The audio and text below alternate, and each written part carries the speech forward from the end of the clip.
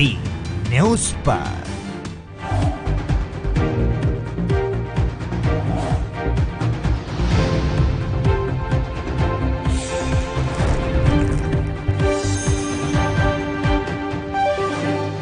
नमस्कार, आप देख रहे हैं एनबी न्यूज। मैं हूं आपके साथ काजल ठाकुर। कोरोना की तीसरी लहर को लेकर घमासान मचा है, लेकिन सवाल यह है कि तीसरी लहर लाएगा कौन? क्या हम लाएंगे तीसरी लहर, या फिर आप लाएंगे तीसरी लहर, या फिर अपने आप आ जाएगी तीसरी लहर? नीति आयोग के सदस्य डॉक्टर वीके पॉल ने कहा है कि कोरोना की दूसरी लहर अभी खत्म नहीं हुई है। तीसरी लहर का आना या फिर नहीं आना ये हमारे हाथ में है। तीसरी लहर के लिए तैयारी रहेगी। अगर हम अनुशासन में हैं, दृढ़ निश्चय रखते हैं, तो ये लहर नहीं आएगी। उन्होंने कहा कि चेन ऑफ ट्रांसमिशन वही रोकना है। यूरोप में केस बढ़े हैं। यूके, इजराइल, रूस में कोरोना के मामले लगातार बढ़ते जा रहे हैं। इस वायरस से लड़ाई अब भी लगातार जारी है। तो केंद्रीय स्वास्थ्य मंत्रालय ने बताया कि भारत में केसों में कमी आ रही है। एक सप्ताह में केसों में कमी आई है। देश में 100 जिलों में 100 से ज्यादा एक्टिव केस हैं। एक्टिव केस हर दिन कम हो रहे हैं। अब सिर्फ 5,09,637 एक्टिव केस हैं। और वहीं अब देश में रिकवरी रेट में लगातार बढ़ोतरी हो रही है और अब यह 97 है। 71 जिलों में केस पॉजिटिविटी 10 से ज्यादा है। लेकिन अभी भी हम दूसरी लहर से जूझ रहे हैं, दूसरी लहर का सामना कर रहे हैं। विपक्ष लगातार सरकार पर हमलावर है। विपक्ष लगातार सरकार से सवाल पूछने की कोशिश कर रहा है और सवाल पूछे जाते हैं कि आखिरकार वैक्सीनेशन की रफ्तार इतनी धीमी क्यों है, वैक्सीनेशन हो क्यों नहीं रहा है। कांग्रेस प्रवक्ता सुप्रिया श्रीनाथ ने क्या कुछ कहा है, सरकार से सवाल कैसे पूछे हैं, मंत्रियों से सवाल कैसे पूछे हैं, वो आपको सुनवाते हैं। मुझे ऐसा लगता है सरकार के बहुत सारे ऐसे मंत्री हैं जिन्होंने संविधान की शपथ ली थी और ये कहा था कि वो पूरी कर्तव्य और निष्ठा से अपनी जिम्मेदारियों का निर्वाह करेंगे। वो ये भूल गए कि जिम्मेदारियां विभाग संभालने की थी, सिर्फ ट्रोल मंत्रालय संभालने की नहीं थी, उसको चलाने की नहीं थी। खैर, मेरे 4 सवाल हैं इन सब तथाकथित मंत्रियों से और ये कहना चाहती हूँ कि 140 करोड़ की आबादी में सिर्फ 6 करोड़ का कंप्लीट वैक्सीनेशन क्यों हुआ है? जो 87 लाख पर तालियां बज रही थी और थैंक यू मोदी जी कहा रहा था 21 जून को, वो 1 जुलाई को 38 लाख क्यों हो गया? ये तो अप्रैल के फिगर से भी नीचे है। मैं ये पूछना चाहती हूँ कि 18 से 44 वर्ष की आबादी जिसमें 62 करोड़ लोग आते हैं, उसमें सिर्फ 9.5 करोड़ को वैक्सीनेशन क्यों लगा है? मैं ये भी पूछना चाहती हूँ कि आज जो हमने बहुत तगड़े सवाल और कठिन सवाल उठाए हैं सरकार से भारत बायोटेक को लेकर, जो सिर्फ एक प्राइवेट संस्था नहीं है, उसने ICMR सरकारी संस्था के साथ मिलकर कोवैक्सीन बनाई थी और वो बहुत सारे आक्षेपों के घेरे में है, वो बहुत सारे शक के दायरे में है। ब्राजील की पार्लियामेंट, सेनेट और ब्राजील की 2 investigative agencies, criminal investigative agencies probe कर रही हैं। ऐसे में सरकार चुप क्यों बैठी हुई है? पब्लिक इन्वेस्टमेंट पर मुनाफाखोरी करने का आरोप है, पब्लिक इन्वेस्टमेंट के बूते पर फंड डाइवर्जन का आरोप है। ये तो PMLA और SFIO के मामले हैं। इस पर सरकार अपना जो चुप्पी है वो क्यों नहीं तोड़ती? क्योंकि इसी सरकार ने जब लाखों श्रमिक मजदूर चिलचिलाती गर्मी में, पिछले साल आपको याद होगा, फटी एड़ियों और छालों के साथ सड़कों पर चल रहे थे, इसी सरकार के सॉलिसिटर जनरल में कोर्ट में कहा था एक भी व्यक्ति सड़क पर नहीं है। इसी सरकार ने बार बार कोर्ट को भ्रमित करने का भी काम किया है। इसलिए सवाल पूछे जाएंगे। 100 करोड़ लोगों को 31 दिसंबर तक वैक्सीनेट कंप्लीटली करना जरूरी है। हम चाहते हैं सरकार ये करे। अगर आप अपनी 75 से 80% आबादी को वैक्सीनेट नहीं करेंगे तो नए वेरिएंट, नए म्यूटेंट्स, नए वायरस से लड़ना मुश्किल हो जाएगा। लेकिन सरकार उसको छोड़कर वो बाकी सब जबानी जमा खर्च करना चाहती है। सरकार की क्या प्रायोरिटी है ये मैं जरूर जानना चाहती हूँ। आप कब तक अपनी विफलताओं का ठीकरा दूसरों के सर पे फोड़ते रहिएगा? मुझे ऐसा लगता है कि सरकार कहीं पर इतने दम्भ और अहंकार में चूर्ण है कि वो लोगों के घाव पर नमक छिड़कने का काम कर रही है। और ऐसा नहीं कि सरकार के पास एल्बो रूम नहीं है। जब कच्चा तेल का दाम $19 प्रति बैरल हो गया था तब भी हम ऊंचे दाम दे रहे थे। आज भी हम 100 रुपए पेट्रोल का दे रहे हैं। रसोई गैस को आपने 25 रुपए बढ़ा दिया। रसोई गैस इन्हीं के, मैं यूपीए की बात ही नहीं करूंगी, इनके कार्यकाल में नवंबर में 590 के आसपास थी और आज 834 है। आप झुंझुना बजाते हैं उज्ज्वला का। उज्ज्वला के कितने लोग 2 सिलेंडर खरीद सकते हैं 834 पे? बताइए मुझे। जब सऊदी अरामको का पर मेट्रिक टन प्राइस गिरता है, हमारे यहाँ प्राइस क्यों बढ़ता है? इस बारे में कौन बताएगा? एक्साइज ड्यूटी लगातार, और वो भी बेसिक एक्साइज लगातार बढ़ाकर सेंट्रल गवर्नमेंट ने खूब मुनाफाखोरी करी, करीब 23 लाख करोड़ कमाए। उसको कम क्यों नहीं किया जा सकता है? राज्यों के सर पे ठीकरा पड़ेगा। अरे पहले राज्यों को उनका GST बकाया तो दे दीजिए। तो दिक्कत की बात यह है कि लोगों का इस आर्थिक मंदी में लोगों को जरूरत थी कि उनकी जेब में पैसा डाला जाए। असल में सरकार उनकी जेब में डाका डालने पर उतारू है।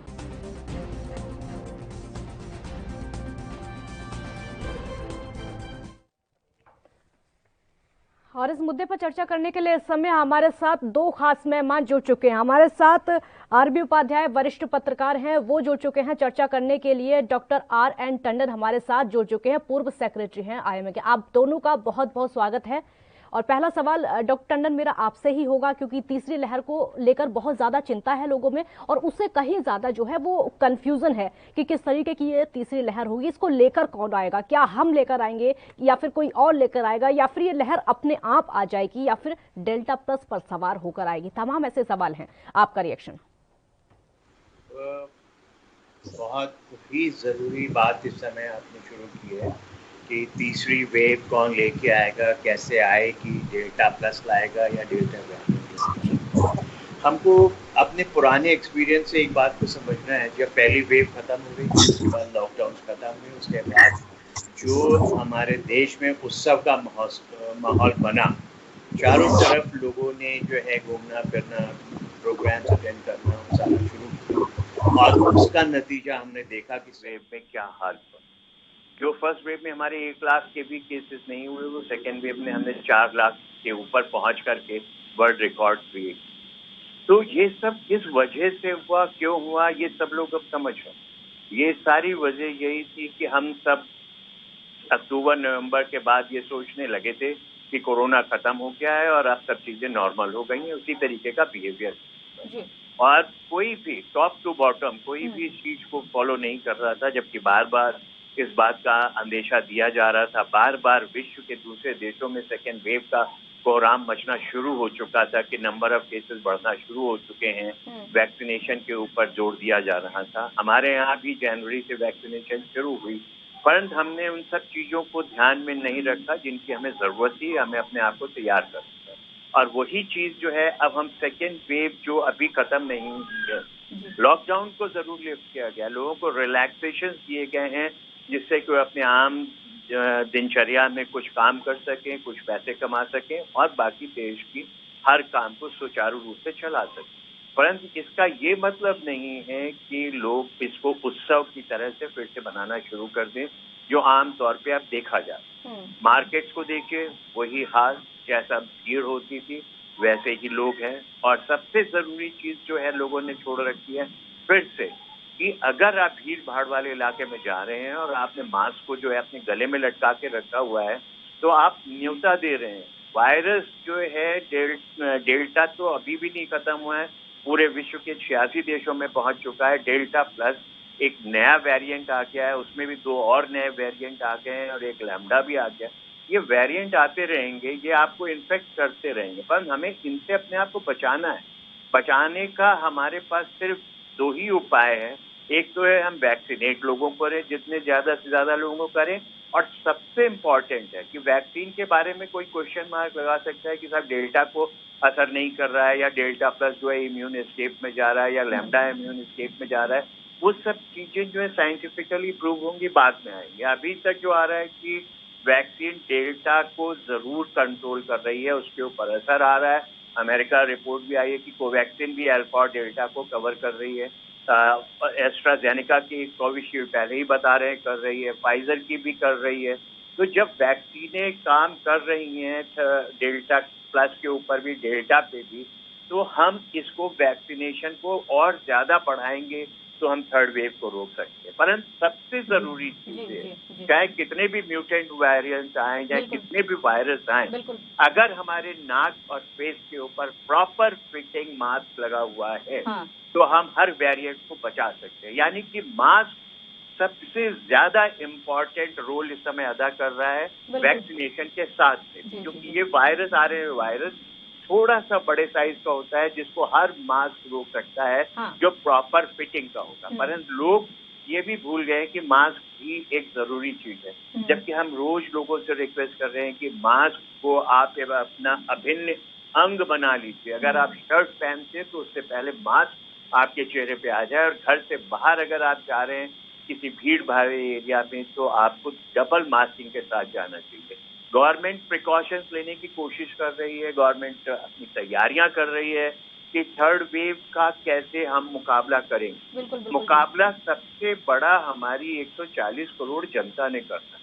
तो 140 करोड़ जनता का सबसे बड़ा जो दायित्व है वो ये है कि अपने समय पे वैक्सीनेशन के लिए जाए, लगवाए, और जो लोग उसमें हेजिटेंसी है वैक्सीनेशन की उनको समझाए और उनको भी वैक्सीनेशन के लिए भेजे। जिनको परेशानी हो रही है वैक्सीनेशन में अपना रजिस्ट्रेशन कराने का, तो जो लोग करा सकते हैं वो उनको हेल्प करे। परंतु 140 करोड़ के चेहरे पे मास्क, प्रॉपर फिटिंग मास्क, ये ढीला ढाला मास्क नहीं चाहिए, बिल्कुल वैक्सीनेशन बहुत इंपॉर्टेंट हो जाता है, फेस पे कवर होना चाहिए, तभी आप मास्क का फायदा उठा सकते हैं। और मैं ये एश्योर कर सकता हूं कि अगर आप प्रॉपर मास्क लगाएंगे तो आपको किसी भी वेरिएंट वायरस का खतरा नहीं होगा, और वैक्सीन लगवाएंगे तो आपको सीरियसनेस का जो है सामना नहीं करना पड़ेगा, हॉस्पिटलाइजेशन का सामना नहीं करना पड़ेगा, और पक्की तौर पे आपको डेथ का सामना नहीं करना पड़ेगा। तो अगर हम सारी चीजों को वैक्सीनेशन बहुत इंपॉर्टेंट है, बिल्कुल वैक्सीनेशन बिल्कुल बहुत इंपॉर्टेंट। आरबी उपाध्याय जी, अगला सवाल मेरा आपसे ही होगा, क्योंकि वैक्सीनेशन को लेकर ही बातचीत हो रही है कि वैक्सीनेशन बहुत ज्यादा इंपॉर्टेंट है, तभी हम तीसरी लहर से भी लड़ाई लड़ सकते हैं। उसीलिए वैक्सीनेशन की संख्या बढ़ानी बहुत ज्यादा जरूरी हो जाती है, क्योंकि हम अभी भी देख रहे हैं कई राज्यों में कई सेंटर्स ऐसे हैं जहां पर वैक्सीन है ही नहीं, पूरी तरीके से वो खाली हो चुके हैं, जिसकी वजह से वैक्सीनेशन बंद हो चुका है। अब सरकार को जरूरत है कि वो वैक्सीन की संख्या को बढ़ाए। आपका रिएक्शन? बिल्कुल ठीक कहा आपने काजल जी। तो हम देख रहे हैं बहुत सारे सेंटर्स पर वैक्सीन लगाते हैं, बल्कि लाइनें लगाते हैं। एक तरफ हम लोगों को अवेयर कर रहे हैं कि वैक्सीन लगवाएं, और दूसरी तरफ वहाँ लंबी लाइनें हैं और लाइनों में लग के लोग वापस चले जाते हैं, वैक्सीन अवेलेबल नहीं। तो इसमें सुधार की जरूरत है। सरकार को प्रॉपर जितने भी हमारे वैक्सीनेशन सेंटर हैं वहां पर्याप्त मात्रा में वैक्सीन उपलब्ध कराएं सरकार, तो मेरे ख्याल से वैक्सीनेशन की जो स्पीड है वो बढ़ सकती है। अभी तक हम 1/3 पॉपुलेशन को वैक्सीनेट कर पाए हैं, जो एक चिंता का विषय है। और देखिए, वैक्सीन के साथ साथ मैं बिल्कुल टंडन साहब की बात से सहमत हूँ कि कोविड एप्रोप्रिएट बिहेवियर बहुत जरूरी है। हम लोग भूल जाते हैं कि भी कोरोना वायरस खत्म नहीं हुआ है। मार्केटों में देख लीजिए, इतनी भीड़ है। दिल्ली की बात करूं तो एक मार्केट को बंद करना पड़ा, सब्जी मंडी में चले जाइए, इतनी भीड़ है, और बहुत सारे लोग मास्क को अब लगाना बंद कर दिया है। तो ये जो असावधानी है, क्या ना, सावधानी हटी दुर्घटना घटी, जैसे ही सावधानी हटेगी तो और ज्यादा उम्मीद एक्चुअल में हो जाती है थर्ड वेव आने की। वैक्सीनेशन के लिए देखिए सरकारों की अपनी दलील है जी। बहुत बड़ी पॉपुलेशन है, हम बहुत तेजी से वैक्सीनेट कर रहे हैं और हम विश्व का सबसे बड़ा प्रोग्राम चला रहे हैं। एक तो राजनीति बहुत है काजल। वैक्सीन प्रोग्राम इससे पहले भी हुए हैं, कोई नया वैक्सीनेशन प्रोग्राम नहीं है। आप देखेंगे चेचक था, चेचक के खिलाफ वैक्सीनेशन प्रोग्राम हुआ, तो उसके अलावा और भी दूसरे बहुत सारी बीमारियों के खिलाफ हुआ।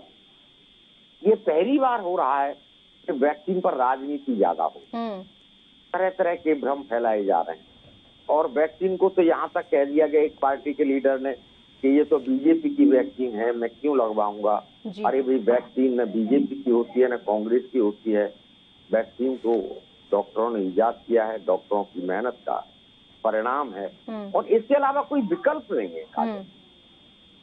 हम सावधानी बरतें और अपने आप को वैक्सीनेट करवाएं। बिल्कुल, क्यों अभी तक इस बीमारी की कोई दवा विश्व बाजार में जो एक ऑथेंटिक हो वो नहीं। कि भी अगर मान लीजिए ठीक है, खांसी या बुखार आता है, पैरासीटामोल ले लेंगे, खत्म हो जाएगा। तो अभी इस वायरस का उस तरह की कोई एक दवा आई नहीं कि जिसको लेने के बाद हम ठीक हो जाएं।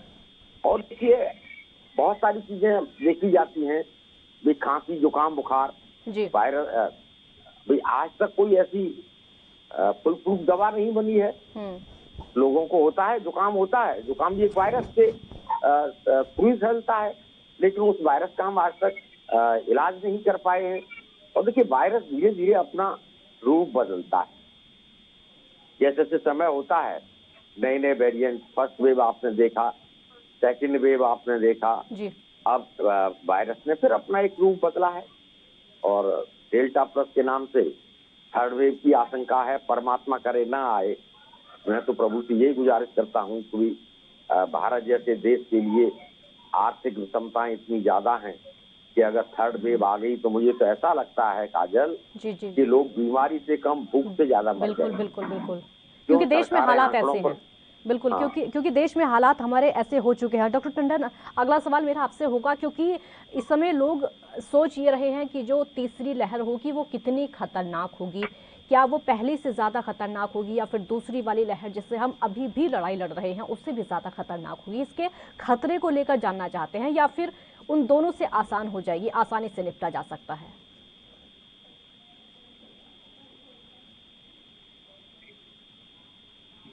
और ये सिवियरिटी कितनी होगी, ऐसा बहुत कुछ पाया नहीं गया है कि इसमें क्या होगा। पर ये जरूर है कि डेल्टा प्लस को लेकर के लोगों में जो एक परेशानी आई थी उसके अंदर ये देखा गया कि डेल्टा प्लस जो है इसकी जो एफिनिटी है वायरस की वो लंग को ज़्यादा अटैक करने की है। और दूसरा ये है कि जो हमारी एंटीबॉडीज़ की अभी कॉकटेल आई थी डेल्टा वेरिएंट के लिए और जो काफ़ी इफेक्टिव थी वो इसको शायद एस्केप कर रहा है डेल्टा प्लस। और जहां तक कि इम्यूनिटी की बात है तो ये माना जा रहा है कि डेल्टा वेरिएंट जो है और डेल्टा प्लस में बहुत ज्यादा फर्क होना नहीं चाहिए। और जिस तरह से डेल्टा वेरिएंट का इन्फेक्शन भारतवर्ष में हुआ है, मतलब 70 से 80% लोगों को ये डेल्टा का इन्फेक्शन हुआ है सेकेंड वेव में माना जा रहा है। तो उनकी जो इम्यूनिटी डेवलप हुई है और जो लोग एक्सपोज हुए हैं जिनको इन्फेक्शन नहीं हुआ है तो उसमें कुछ ना कुछ इम्यूनिटी है डेल्टा वेरिएंट की खिलाफ लड़ने की, तो जो डेल्टा प्लस में भी उनकी मदद करेगा। पर सबसे बड़ी दिक्कत ये है कि हम जिस तरह से वायरस से लड़ रहे हैं, वायरस हमारे ऊपर अटैक करने के लिए रोज नए नए वेरिएशन ला रहा है, नए वेरिएंट आ रहे हैं। क्योंकि जो डार्विन की थ्योरी है सर्वाइवल ऑफ द फिटेस्ट, हम अपने आप को फिट कर रहे हैं, वायरस अपने आप को फिट कर रहा है। तो वायरस में कितना म्यूटेशन होगा, वो क्या रूप दिखाएगा आने वाले समय में, वो एक अलग चीज होगी। परंतु डेल्टा प्लस और डेल्टा वेरिएंट की वजह से जो थर्ड वेव के चांसेस हैं, क्योंकि विश्व के जिन देशों में थर्ड वेव आई है, जहां पे लॉकडाउन शुरू हुआ है, प्रॉब्लम आई है, वो डेल्टा वेरिएंट की वजह से है। और उसका इफेक्ट कम करने के लिए रशिया पहला ही कंट्री है जिसने अपने यहाँ बूस्टर डोज का प्रावधान शुरू कर दिया। यानी कि जिन्हें 6 महीने से ऊपर हो चुके हैं वैक्सीन लगे हुए, उनको उन्होंने कहा है कि एक नई डोज लगवाइए बूस्टर, जो कि वेरिएंट वायरस से आपको बचाएगी। और उसके अंदर वो अपनी स्पुतनिक लाइट यूज कर रहे हैं, जो कि सिंगल डोज वैक्सीन। तो माना जा रहा है कि थर्ड वेव में उतना ज्यादा सिवियरिटी को हम कंट्रोल कर सकते हैं अगर हम अपने को वैक्सीनेशन को बढ़ाएं। जैसे अभी बात हुई कि हमारी 1/3 कंट्री को सिर्फ वैक्सीनेशन हुआ है और हमें कम से कम 100 करोड़ लोगों को वैक्सीनेट करना है अगर हमने हर्ड इम्यूनिटी को लाना है और कोरोना पैंडेमिक को खत्म करने की तरफ कदम बढ़ाना है। तो 100 करोड़ को करने के लिए बहुत मेहनत करनी पड़ेगी। अगर आप देखें कि एक दिन हमने ये प्रूव किया कि हम 85 लाख लोगों को वैक्सीन लगा सकते हैं, वो एक क्यूमुलेटिव इफेक्ट था जो दिखाया गया कि हम कर सकते हैं 85 लाख। पर आज की तारीख में अगर आप देखें रोज के हिसाब से वैक्सीनेशन कम होता चला है। 1 जुलाई को 40 लाख से कम लोगों का वैक्सीनेशन हुआ, जबकि हम ये मान के चल रहे थे कि 1 जुलाई को भी कोई ऐसा इवेंट होगा जिसमें कि हम दिखाएंगे कि करोड़ों लोगों को हम वैक्सीन लगा सकते हैं। यानी कि वैक्सीन की उपलब्धता बढ़ानी है, नंबर ऑफ वैक्सीनेशन बढ़ेंगे तभी जब वैक्सीन अवेलेबल होगी। वैक्सीन की अवेलेबिलिटी पे थोड़ा सा क्वेश्चन मार्क है कि उसकी अवेलेबिलिटी उतनी नहीं है जितनी हमें जरूरत है। और अगर इसी स्पीड से वैक्सीन आई तो हमें बहुत लंबा समय लगेगा। तो सबसे बड़ा काम आएगा कि हम थर्ड वेव की सिवियरिटी रोकने के लिए अपने आप को प्रोटेक्ट करें, अपने घर वालों को प्रोटेक्ट करें, अपने जिले को प्रोटेक्ट करें, अपने उसके बाद अपने स्टेट और देश को प्रोटेक्ट कर पाएंगे। और वो प्रोटेक्शन मास्किंग, सोशल डिस्टेंसिंग और सारी सोशल गैदरिंग के ऊपर बैन लगना चाहिए, वो चाहे किसी की भी हो, starting with from top to bottom. Social gathering के ऊपर रिलैक्सेशन नहीं देना चाहिए, क्योंकि वही एक सबसे बड़ा जो है झमेला है हमारे यहाँ वायरस को फैलाने का, जो हम पिछले सेकेंड वेव में सारा कुछ देख चुके हैं। इस तरीके की चीजों के ऊपर रोक टोक बहुत जरूरी है और उसके लिए बहुत ही सख्त कदम उठाने पड़ेंगे अगर हमने थर्ड वेव से अपने आप को सिवियरिटी के पॉइंट ऑफ व्यू से बचाना है और वैसे भी बचाना है, क्योंकि थर्ड वेव के लिए हम तैयारी जरूर कर रहे हैं पर हमें अभी पता नहीं है कि हम किस दुश्मन से लड़ने जा रहे हैं थर्ड वेव। तो उसका प्रोटेक्शन सिर्फ सोशल डिस्टेंसिंग और मास्किंग और हाइजीन है। हमें अपने चारों तरफ की हाइजीन को बदलना पड़ेगा, सुधारना पड़ेगा, क्योंकि बारिश का मौसम आ रहा है। इसमें पक्की तौर पे हमारी हाइजीन और गड़बड़ होगी। बारिशों के जो इन्फेक्शन होते हैं उनसे भी हमें परेशानियां आएंगी और जिस तरीके की परेशानियां लोगों को होती है बारिशों में, उसमें कोरोना वायरस की इम्यूनिटी क्योंकि वो कम वालों को पकड़ता है तो उनको ज्यादा पकड़ने के चांसेस होंगे। तो हमें हर चीज से अपने आप को बचा के रखना है। अपनी जो क्रॉनिक डेबिलिटेटिंग डिजीजेस है, डायबिटीज है, हाइपरटेंशन है, हार्ट डिजीज है, किडनी डिजीज है, कैंसर है, इन सब का इलाज अभी फिर से देख लेना चाहिए, रिवाइज कर लेना चाहिए, क्योंकि अभी समय है। हॉस्पिटल्स की कॉमन सर्विसेज भी शुरू हुई हैं, तो लोगों को अपने इन सब इलाजों का भी ध्यान रख लेना चाहिए। अपने बच्चों का भी ध्यान रख लेना चाहिए कि उनको अगर कोई क्रॉनिक प्रॉब्लम है तो उनका अभी से इलाज शुरू करके उन्हें प्रोटेक्ट करें। बिल्कुल आरबी उपाध्याय जी, जैसा कि डॉक्टर टंडन बोल रहे हैं, एक अनजान दुश्मन है हमारे सामने जिसकी तैयारी हमें करनी है लड़ने की, क्योंकि हमें नहीं पता वो दुश्मन कैसा है, कितना ताकतवर है, क्या उससे लड़ने के लिए चाहिए। लेकिन ये सच है कि एक अनजान दुश्मन है हमारे सामने जिससे लड़ाई की तैयारी इस समय हम कर रहे हैं। अब वो लड़ाई कैसी होगी इसका भी किसी को अंदाजा नहीं है। हमारे देश की सरकार उतनी तैयार लग रही है, क्योंकि पहले भी सरकार को पहली वेव में पता था कि दूसरी आएगी, इंतजाम नहीं हो पाए, अभी भी पता है तीसरी आएगी, इंतजाम वहीं के वहीं दिखाई दे रहे हैं। काजल, अगर इंतजाम होता तो आप देखेंगे कि सेकंड वेव में कितनी जानें गई, नदियों में सब देखने को मिले, शमशान घाट पर लंबी लाइनें मिली, क्या नहीं देखा।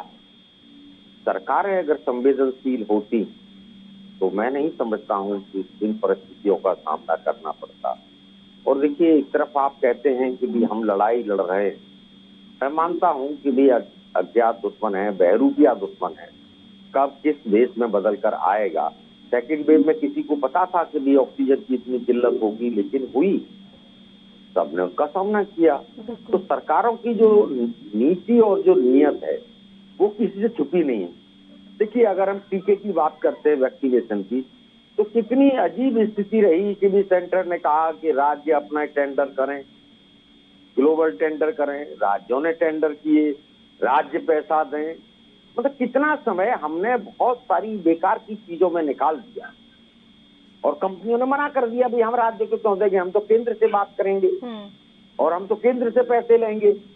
अंततोगत्वा हुआ क्या, फिर केंद्र सरकार ने कहा हम फ्री टीका देंगे और हम टीका मंगवाएंगे। अरे भाई, ये काम पहले हो जाता, ऑर्डर चले जाते, वैक्सीन आ जाती, तो शायद मैं जो देख रहा हूँ कि कल वाराणसी में भी माननीय प्रधानमंत्री का भी कॉन्स्टिट्यूंसी है, वहां लोग वापस चले गए, टीका नहीं है। मतलब बहुत सारी जगह से रिपोर्ट आ रही है कि लोग लाइन में लगे हैं, खड़े हैं, कहीं 2000 की लाइन है और 250 वैक्सीन अवेलेबल हैं। तो एक मजाक बना दिया है। एक दिन आपने एक इवेंट कर दिया कि भी हम वैक्सीन एक डे मनाएंगे, उस दिन आपने 80 लाख लगा दिए, फिर आप 20 लाख क्या है, उस समझ से परे है। सरकारों की संवेदनशीलता की स्पुतनिक आएगी, उससे बात चल रही है, नई चौथी आ जाएगी, तब तक थर्ड वेव भी आ जाएगी, मुझे ऐसा लगता है, और हम वैक्सीनेट नहीं कर पाएंगे। तो अभी भी सरकार कह रही है कि हम दिसंबर तक अभी 100 करोड़ को करेंगे, और किस तरीके से करेंगे ये भगवान भरोसे। बिल्कुल।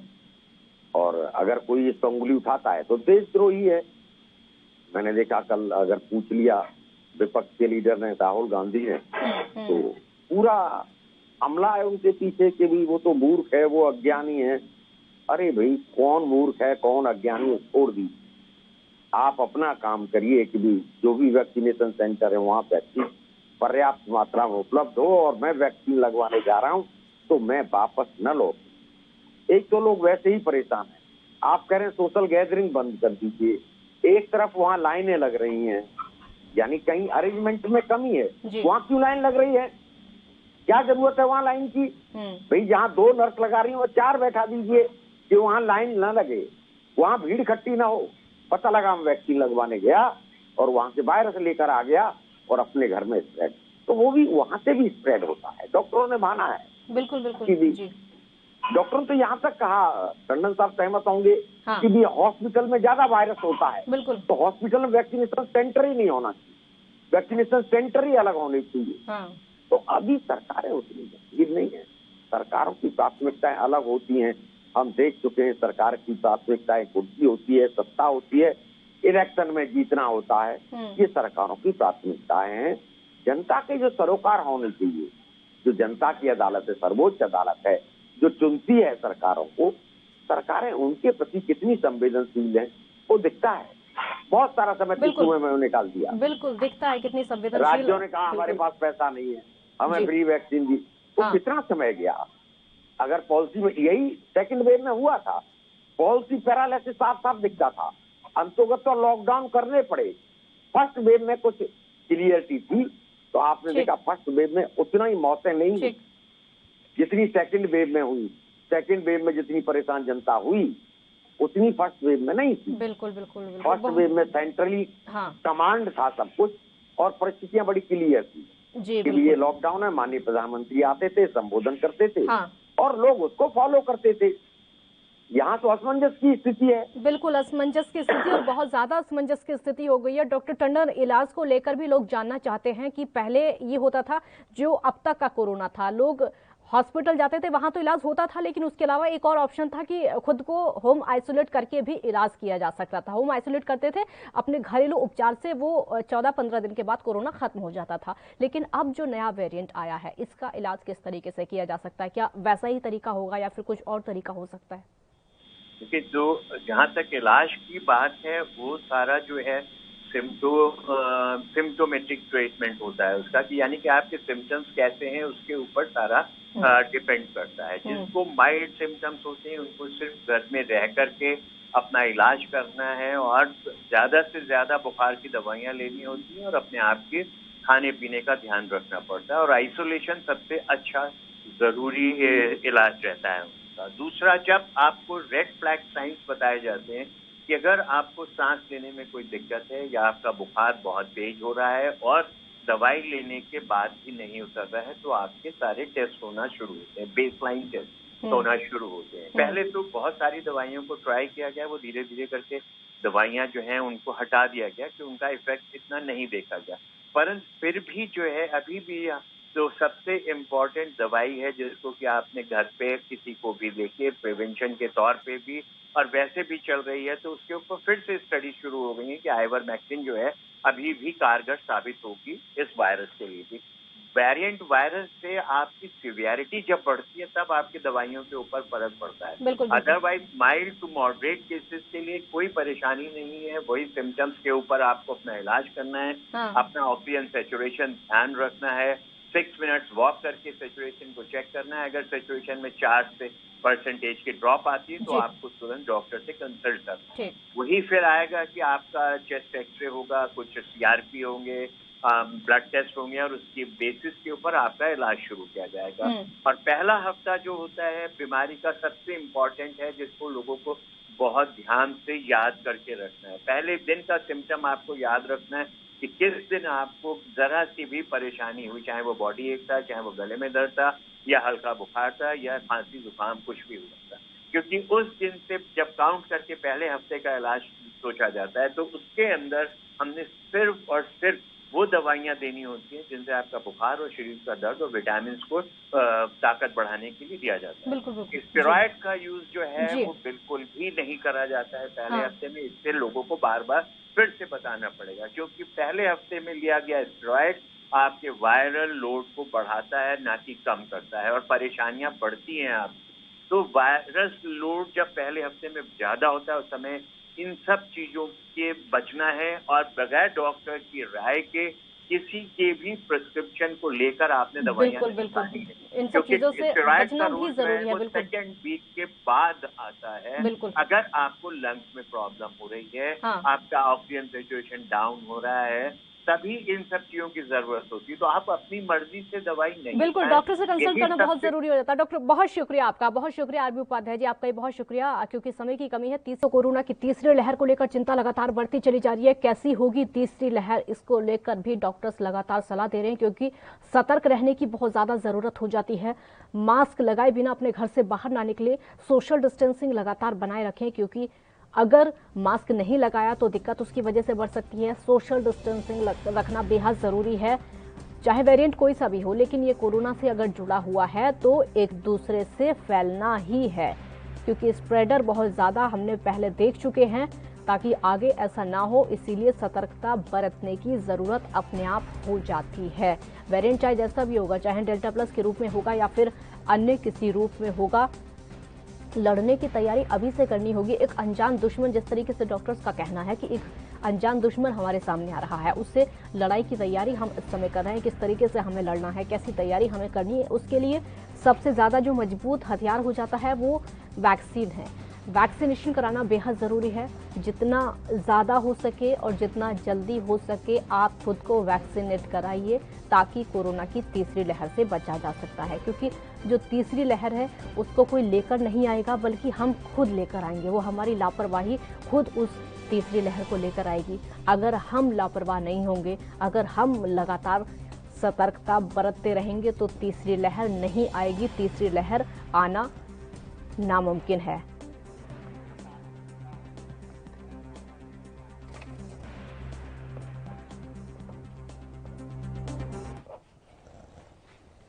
इस मुद्दे पर चर्चा करने के लिए हमारे साथ रत्नाकर जी कांग्रेस का पक्ष रखेंगे, बहुत स्वागत है। नेहा शालिनी दुआ बीजेपी का पक्ष रखेंगी, आप दोनों का बहुत बहुत स्वागत है। नेहा जी, पहला सवाल आपसे होगा, क्योंकि तीसरी लहर को लेकर देश भर में चिंता है। सरकार से बार बार सवाल किए जा रहे हैं और सरकार से सवाल ये किए जा रहे हैं कि कितने तैयार आप हैं, आपके इंतजाम किस हद तक पूरे हो चुके हैं। पहली लहर देश देख चुका है, दूसरी लहर देश देख चुका है, कैसे हालात हुए हैं ये सबको पता है, क्योंकि इंतजाम हमारे फेल हुए हैं, ये सब जानते हैं। कितनी तैयार सरकार है तीसरी लहर के लिए? देखिए, दूसरी लहर में जो था वो एकदम सुनामी की तरह आई, जिसपे शुरू में जो है ऑक्सीजन की कमी देश भर में रही, ये हम मानते हैं। लेकिन उसके लिए जो कई राज्य की सरकारें हैं वो भी जिम्मेदार, और वो लहर इतनी ज्यादा स्ट्रॉन्ग थी कि अपने लपेटे में, जैसे कहते हैं ना, सुनामी की तरह आई और जो जो उसके चपेटे में आता गया उसको लेती गई।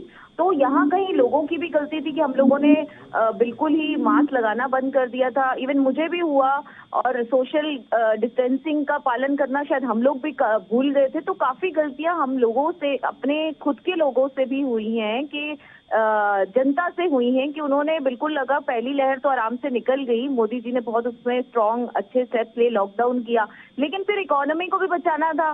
तो इसलिए लॉकडाउन जो था ये विकल्प नहीं था। मतलब इसको हम रख सकते थे कि ठीक है, बहुत जरूरत पड़ेगी तो लॉकडाउन करेंगे, अदरवाइज लॉकडाउन नहीं करेंगे। जबकि पहली बार जब पहली वेव में लॉकडाउन किया गया, उसका बहुत अच्छा रिजल्ट देखा गया।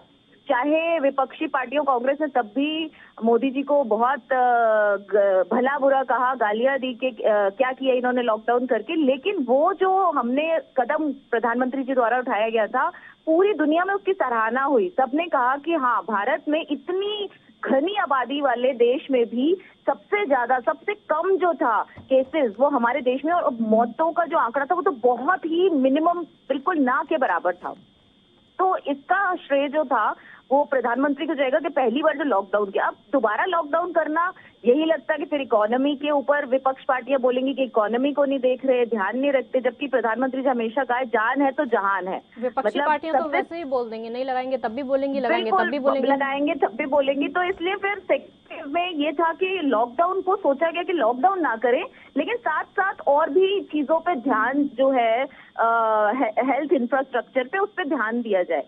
और कई राज्यों में देखिए बहुत जल्दी उस पर काबू भी पा लिया गया, और आप मानेंगे नहीं, सेना, जल, थल, वायु सेना सब उसको लगा दिया गया जब ऑक्सीजन की कमी अचानक ही, क्योंकि केसेस इतने बढ़ गए थे कि जहां 500 मैट्रिक टन होती थी वहां कई राज्यों ने 1000 मैट्रिक टन ऑक्सीजन की डिमांड करनी शुरू कर दी। उसमें दिल्ली नंबर 1 था अरविंद केजरीवाल ने कि जितनी डिमांड नहीं है लेकिन लेके रख लो। अभी राजनीति पर नहीं जाते हैं, तीसरी लहर के इंतजाम बताइए। वही तीसरी, यही मैं बता रही हूँ कि ऑक्सीजन का उसके बाद प्रधानमंत्री जी ने पीएम केयर फंड से इतने सारे ऑक्सीजन के प्लांट्स लगवा चुके हैं।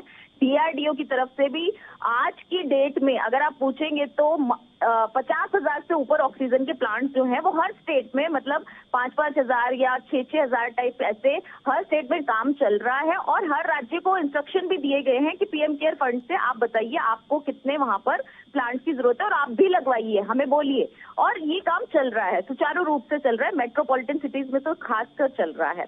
और मैं ये कहूंगी कि तैयारी ये इसलिए भी पूरी है कि बच्चों को ये लहर जो है प्रभावित ना कर सके, इसलिए टीके के लिए भी प्रधानमंत्री जी की तरफ से परमिशन भी हो चुकी है और उसके ट्रायल भी शुरू होके खत्म हो गए। बहुत अच्छे रिजल्ट आए हैं उसके, जिसके लिए अब जो है टीकों के लिए बनाने का परमिशन भी मिल गई है। प्रधानमंत्री जी ने जितनी जल्दी से जल्दी हो सके वो बच्चों के टीके आ जाने चाहिए, क्योंकि इसका एकमात्र यही प्रावधान है कि जब टीका लगेगा तभी आप बचेंगे। लेकिन कांग्रेस ने तो टीके पे भी कह दिया था कि मत लगवाइए, ये तो भाजपा का टीका है। फिर जब कांग्रेस के वैक्सीनेशन पर आती हूँ मैं, कांग्रेस के वैक्सीनेशन के सवाल पर आऊंगी मैं। रत्नाकर जी, उससे पहले आपका रिएक्शन। कांग्रेस बार बार सवाल उठा रही है, तीसरी लहर को लेकर बार बार कह रही है क्योंकि सरकार पहले फेल हो चुकी है, अभी भी कोई इंतजाम नहीं है। वैक्सीन को लेकर भी कल भी सुप्रिया श्रीनेत ने प्रेस कॉन्फ्रेंस की है और मंत्रियों से सवाल पूछे हैं कि आप सिर्फ ट्रोल मंत्रालय संभाल रहे हैं, आप अपने मंत्रालय नहीं संभाल रहे हैं। जवाब दीजिए। देखिए, जहां तक सच्चाई की बात यही है कि आज भी हमारे देश में 100 करोड़ जनता ऐसी है जिसको सिंगल डोज का भी वैक्सीनेशन नहीं हुआ है। चाहे ये कितना भी ट्रोलिंग कर लें और चाहे जितना भी इसको झुठला लें, लेकिन सच्चाई यही है कि 100 करोड़ लोग को पहली डोज भी नहीं लगी है। और आप देख सकती हैं कि दूसरी लहर कितनी खतरनाक साबित हुई है और तीसरी लहर के लिए अभी सरकार की कोई तैयारी अभी सामने दिखती हुई नजर नहीं आ रही है। कि आज भी हमारे देश में 100 करोड़ जनता ऐसी है जहां पे पहले सिंगल डोज भी वैक्सीनेशन नहीं हो पाया है। तो ये चाहे कितना भी झुठला ले, सच्चाई बदल नहीं सकती है। देखिए, जहां तक तीसरी लहर की बात है तो मेडिकल रूप से सक्षम होते हुए भी ब्रिटेन, फ्रांस और ऑस्ट्रेलिया जैसे देश जहाँ पे की सारी व्यवस्थाएं होते हुए भी तीसरी लहर जो है वहाँ पे आ चुकी है। तो भारत में जहाँ पे जिस तरह से प्रबंधन किया जा रहा है मोदी सरकार, तो तीसरी लहर अगर मैं दुआ करूंगा यही कि तीसरी लहर नहीं आए, लेकिन अगर आ जाती है तो किस तरह से इतना बड़ा महामारी दूसरी लहर में हो चुकी है, तीसरी लहर में भी होने की संभावना है। इसलिए मोदी सरकार जितना जल्दी हो सके लोगों को वैक्सीनेशन कराए। अभी तक 100 करोड़ लोगों को वैक्सीनेशन सिंगल डोज का भी नहीं हुआ है। सिर्फ 4% लोगों ऐसे हैं जहां पे डबल डोज का वैक्सीनेशन हुआ है। मैं आपको एक आंकड़ा और बता देता हूं कि 18 से लेकर 44 साल की उम्र तक हमारे देश में 62 करोड़ लोग रहते हैं, लेकिन अभी 62 करोड़ लोगों में सिर्फ 9 सिंगल डोज का वैक्सीनेशन हुआ है। मतलब अभी इतनी बड़ी आबादी हुई है के लिए। तो मोदी सरकार जहाँ तक हो सके जितनी सरकारों के राज्यों को वैक्सीन प्रोवाइड है। आज परिस्थितियाँ ये है कि जहाँ पे किया जा रहा है वहाँ पे वैक्सीन अवेलेबिलिटी बहुत होती है। 50 डोज मिलता है, 100 डोज मिलता है। रत्नाकर जी, आपकी बात पूरी करेंगे, आपकी आवाज थोड़ी कट रही है, आपकी बात पूरी करेंगे, लेकिन नेहा जी आपके पास आऊंगी क्योंकि ये जो वैक्सीन की लड़ाई है ये खत्म नहीं हो पा रही है। उधर से राहुल गांधी ट्वीट करते हैं, वो कहते हैं कि जुलाई आ गई है लेकिन अभी तक वैक्सीन नहीं आ पाई है। वो कहते हैं कि अभी तक लोग वैक्सीन को तरस रहे हैं। कांग्रेस के नेता लगातार हमलावर हैं। जवाब दीजिए। जी, यही तो हैरानी होती है कि राहुल जी ने कल जो ट्वीट किया उसमें लिखा कि जुलाई आ गया और आपने प्रधानमंत्री जी वैक्सीन नहीं भेजी। अरे भाई, आप जुलाई का वेट करो, हमने तो जून में भेज दी। शायद उन्होंने देखा नहीं, 3 करोड़ लोगों को 21 जून के बाद 3.5 करोड़ लोगों को वैक्सीनेशन फर्स्ट डोज 18 से 44 साल मतलब 18 अबव को लगा है।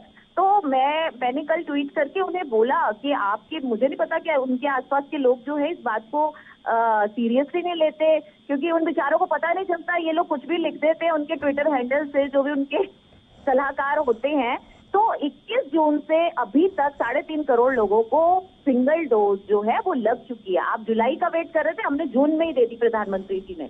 तो हम पूरी तरह से काम कर रहे हैं। लेकिन देखिए, क्योंकि केंद्र सरकार सबको मुफ्त में वैक्सीन दे रही है, पूरे सभी प्रदेशों को, सभी राज्यों को, कोई भेदभाव नहीं है इसमें, लेकिन लगाना तो हर राज्य की जिम्मेदारी है। और मुझे लगता है एक सर्वे होना चाहिए, एक सर्वे जिसमें पता लगे कि इस राज्य ने इतनी वैक्सीन जो है बर्बाद करी है या इतने लोगों को इतने दिन में नहीं लगा पाया। अगर केंद्र की जवाबदेही बनती है कि केंद्र इतनी भेज रहा है, सपोज जैसे दिल्ली को हम भेज रहे हैं एक दिन में 70 लाख या 80 लाख वैक्सीन, लेकिन अगर वो 2 दिन में इसे नहीं खत्म कर पा रहा या 4 दिन में इसे नहीं लगा पा रहा, तो ये दिल्ली की गलती है या ये जिस भी राज्य की उसकी गलती गिनी जाएगी। इसमें केंद्र की कोई गलती नहीं, केंद्र भेज रहा है।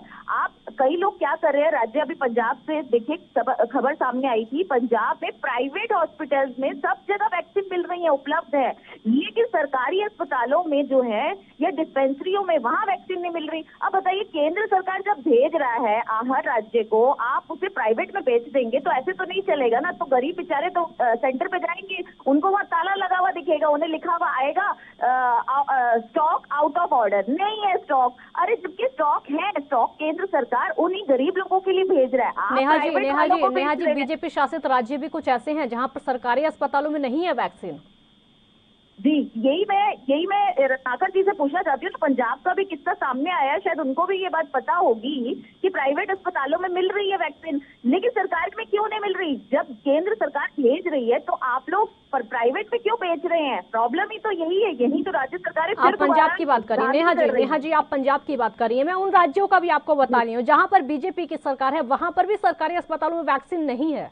नहीं है, देखिए ऐसी यही बात है जो गुमराह करने वाली है। वैक्सीन है, लेकिन जो कहा गया था प्रधानमंत्री जी के द्वारा कि हम कोऑर्डिनेशन करके 15 जुलाई के आसपास तो बहुत अच्छी मात्रा में आ जाएगी, जुलाई का उन्होंने बोला था, लेकिन 21 जून से शुरुआत कर दी थी।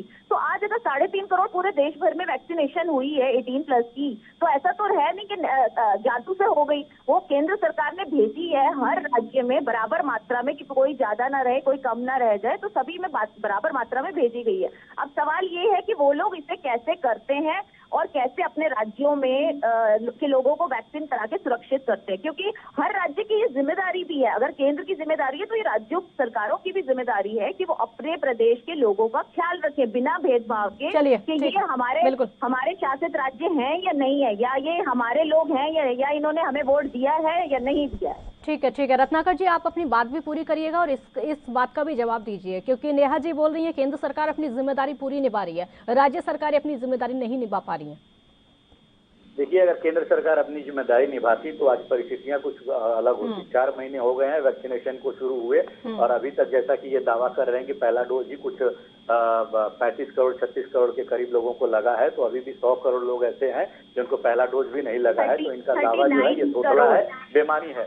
मैं इनकी बातों को मैं दूसरे रूप में बता देता हूं कि कोर्ट में यही मोदी सरकार कह रही थी कि हम दिसंबर तक 216 करोड़ वैक्सीन जो है मैन्युफैक्चर करके लोगों को लगा देंगे, लेकिन वही मोदी सरकार जाके सुप्रीम कोर्ट में यू टर्न लेती है और कहती है कि नहीं भैया, हमसे नहीं हो पाएगा, हम सिर्फ 135 करोड़ ही वैक्सीनेशन दिसंबर तक लगा सकते हैं। आपकी परिस्थिति ये है कि रोज औसतन जो है 40 लाख सिर्फ वैक्सीनेशन हो रहे हैं। अगर यही 40 लाख वैक्सीनेशन हो गए तो 2-3 साल लग जाएंगे वैक्सीनेशन लगाने में लोगों को। आज जो है वैक्सीनेशन की कितनी जरूरत है?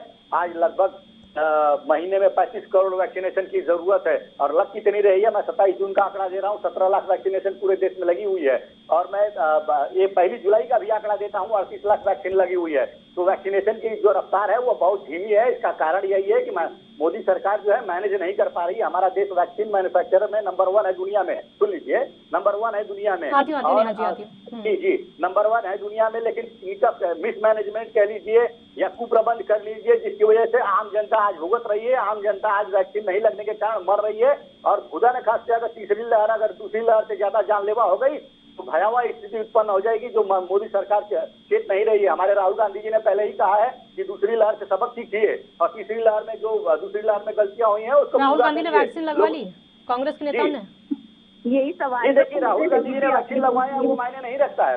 पूरे देश की जनता मायने नहीं रखता है। पूरे देश की जनता को वैक्सीनेशन मिलता है कि नहीं मिलता है, ये मायने रखता है। समझिए, यह मोदी सरकार, ये भाजपा के लोग लोगों को गुमराह करने का काम कर रहे हैं, या लोगों को वैक्सीन लगवाने का काम नहीं कर रहे हैं। आज राहुल गांधी एक ट्वीट करते हैं, तो इनका पूरा मंत्रालय नहीं, आप राहुल गांधी को बड़ा नहीं समझते, सफाई देने लगे हैं। लगवाने से कोई फर्क नहीं पड़ता। नहीं, आप बताइए ना, राहुल गांधी को आप बड़ा नेता नहीं समझते कि उनके लगवाने नहीं लगवाने से कोई फर्क नहीं पड़ता।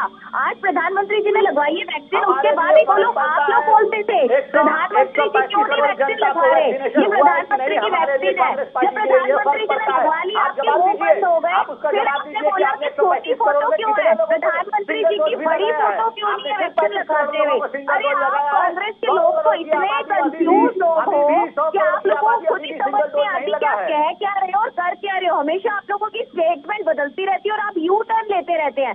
आप बोल रहे हो कि अभी तक हमारे यहाँ 40 करोड़। नेहा जी इनकी बात पूरी होने दीजिए एक बार। बात तो उन्होंने पूरी कर ही ली। ये वैक्सीनेशन को लेकर लगातार सवाल उठते आए हैं। अब राहुल गांधी को लेकर सवाल यही उठता है कि राहुल गांधी ने वैक्सीन अब तक क्यों नहीं लगवाई है, क्योंकि प्रधानमंत्री पर भी सवाल उठाए गए थे पहले कि प्रधानमंत्री वैक्सीन कब लगवाएंगे, क्यों नहीं लगवाई है। उन्होंने वैक्सीन लगवाकर पूरे देश को संदेश दे दिया है। तो क्या जिम्मेदारी नहीं बनती एक देश की सबसे पुरानी पार्टी की? यही कहूंगी मैं। भारतीय जनता पार्टी क्या है, मुख्य मुद्दों से लोगों का ध्यान भटकाने के लिए कुछ इसी तरह की बातें करती कि आपने वैक्सीन लगवाया क्या, आपने लगवाया क्या।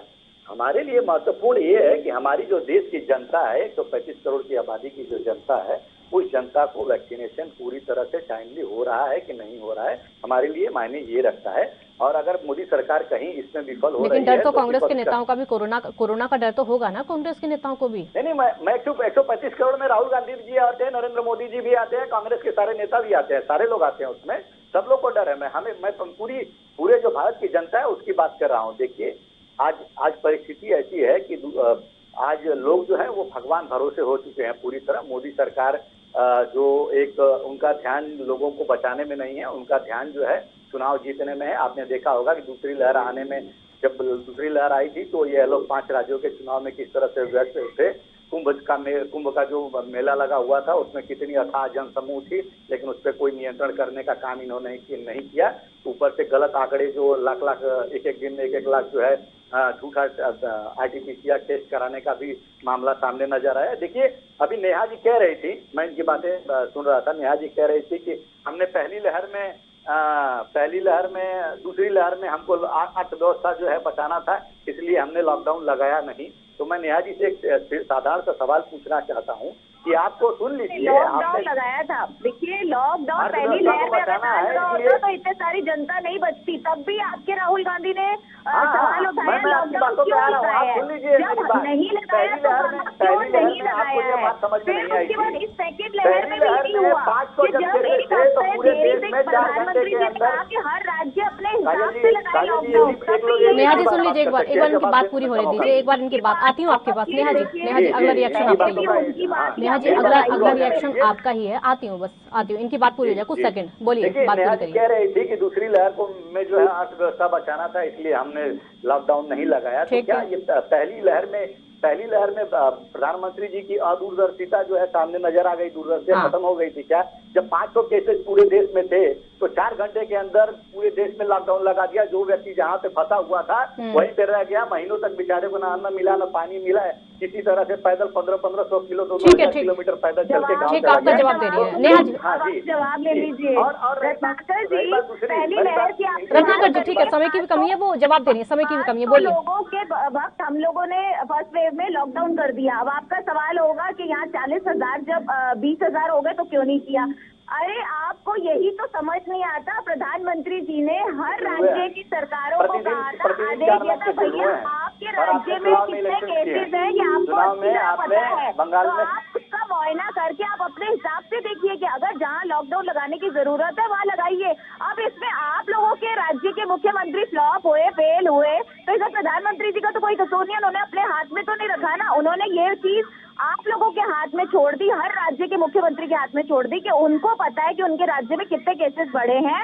इस वजह से आर्थिक मंदी भी ना हो तो जिस जिस राज्य में ज्यादा केसेस है वो लॉकडाउन कर देना अनिवार्य है। तो प्रधानमंत्री जी ने क्या गलत किया? सेकेंड वेव में भी आप देखिए बाहर फॉरेन में इटली में 1 लाख जाने गई और यहाँ जो है मौतों का आंकड़ा, वो जबकि इतना छोटा सा देश है, बहुत छोटा सा, हमारा मेरे ख्याल से दिल्ली की आबादी के बराबर का देश है। तो दिल्ली के 2 करोड़ आबादी या 3 करोड़ आबादी के देश में 1 लाख मौतें होती हैं, बहुत बड़ी बात है। जिनका इंफ्रास्ट्रक्चर भी इतना ज्यादा अच्छा है, हेल्थ इंफ्रास्ट्रक्चर, और हमारे देश में पूरे देश में अगर हमारे देश की आबादी ज्यादा है तो इंतजाम भी ज्यादा करने होंगे ना। हमारे देश की आबादी ज्यादा है, इंतजाम भी उसी स्तर पर करने होंगे। बहुत शुक्रिया आप दोनों का, समय की कमी है, बहुत शुक्रिया आप दोनों का। हमारे देश की अगर आबादी ज्यादा है तो इंतजाम भी उच्च स्तर पर करने होंगे। ये कहकर सरकार पल्ला नहीं झाड़ सकती कि छोटे देशों में इतनी मौतें हुई हैं, इसीलिए हमारे देश की आबादी ज्यादा है। जिम्मेदार सरकार है, पल्ला झाड़ना बहुत आसान है, लेकिन पब्लिक का ध्यान रखना, जो पब्लिक वोट देती है उसका ध्यान रखना थोड़ा मुश्किल हो जाता है। बहुत शुक्रिया आपका। देखते रहिए ANB न्यूज़। नमस्कार।